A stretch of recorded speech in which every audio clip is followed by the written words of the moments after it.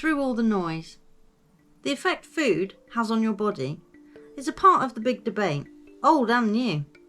And food is at the centre of much discussion these days, with net zero trying to eliminate the existing methods of farming and agriculture and take control of all our food, for the sake of new printed steaks, insects and lab-grown meats and things, trying to take away fresh, nutritious, healthy foods that have been the staple diet of millions of people for thousands of years, so we are told. Over the last century at least, there has already been a bit of an overhaul of our food, how we cook it, where we buy it, the packaging, fast food, chemicals, preservatives, pesticides and such. So, when I say healthy, I mean as can be expected. But at some point in my early 20s, I started to understand how food was directly responsible for how I felt on a physical level, which then in turn would affect my mental levels. Repeated bouts of various things requiring antibiotics from late childhood through to adulthood made me believe I just didn't have a very good immune system. It annoyed me that as soon as I started feeling run down, I knew what would follow. A couple of weeks of being ill and a prescription. I think I just accepted that was how it was going to be. Meds seemed the norm to a point. But after I'd left home and had to look after myself, it seemed more important to understand why these things came about, and to avoid it if I could. Partying was a very clear starting point, I noted. Staying up late, drinking alcohol, and not getting enough sleep absolutely slayed me. When they say alcohol is poison, they mean it, and nearly every sip I could taste it, never being agreeable with it, but forcing yourself on occasion, as you sometimes do, to try and fit in. Only eating sweets and sugary snacks throughout the day instead of real food. This was an issue for years, but once I started to learn about foods, it changed. Learning about carbs and proteins and what vitamins and minerals are in things, and what those things are helpful for, and any ailments that might benefit from them. It suddenly made food an awful lot more interesting, and once I adapted my diet to incorporate some high energy carbs, it helped. It's not the same for everyone at all, which is why I find it strange that we are given one-size-fits-all advice when it comes to food. What fats you should have and shouldn't have, how many eggs are good, bacon is bad, no we mean good. It chops and changes with the wind, because the truth of it is, they don't know.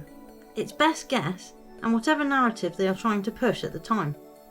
What works for one may not work for another, so it's down to each person to find their own foods, I think. And your body is the gauge of that. But if you aren't listening to it, or it isn't talking to you, then I guess it might be a bit difficult. If I'm run down, I crave orange juice or fruit. If anemic, I need steak or green veg. If tired, probably just need a nap. It's not hard to listen if you are able to. What is hard is being able to action it all the time.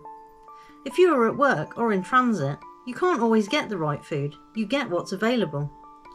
Or if you don't have time to cook, you eat what you can, and ordinarily, I would go with that too. Having sustenance to keep you going is more important. But that's where I realise they have made it awfully convenient to have to sacrifice good food and lifestyle for the quick, fast, now lifestyle that apparently is so much better for us. It doesn't appear to be. The body is a filtration system really, you see, and a damn good one at that. Check out my article We Are Not Obsolete, where I mention that a bit. But when you don't keep the system maintained properly and let it get clogged, then you will start to get issues. Many have been talking about how those issues manifest, and some are saying, which I agree with, that it shows through signs of what we call illness or ailments. And since I've been learning more about herbs, flowers and plants for myself, I've learnt more about their uses beyond just being aesthetic or being viewed as a pest. And it seems that for the longest time we had cheap, readily available remedies for most things, that people had already spent years and lifetimes researching and testing and handing those things down. I noticed a few years ago, before this pandemic debacle, that they seemed rather keen on getting rid of old wives' tales, folklore and people's on-the-ground knowledge. By way of regulations and industry, they seemed to have the market sewn up. And perhaps by way of other nefarious means.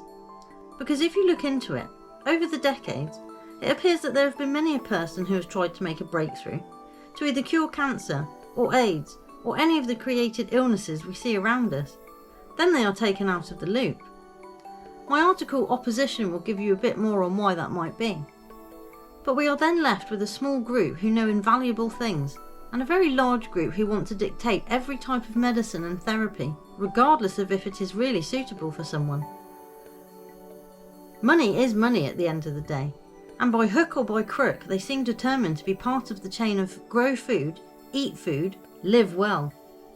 They are not needed in that equation to me, as they are going for destroy food and create new food, force people to eat food, exist, living isn't on our list, or something like that. And so far in this current life we have, it seems there is so much to distract us from listening to ourselves. Many things that have been placed in our way. Not to say we can't find a way around them, but our senses are being bombarded every day, and those are what we need to be functioning at our best, or at least have the best opportunity to be able to. So in amongst all the toxins and chemicals, media, society and family influence, through all the frequencies and noises laid over the natural ones, we have to find a way to know what we can do for ourselves if we can. Give our bodies the best chance at being able to function and heal and replenish itself. Because from what we have seen of late, the medical industry does not have any interest in people being well or healthy, and they would rather use health as a weapon over and against people.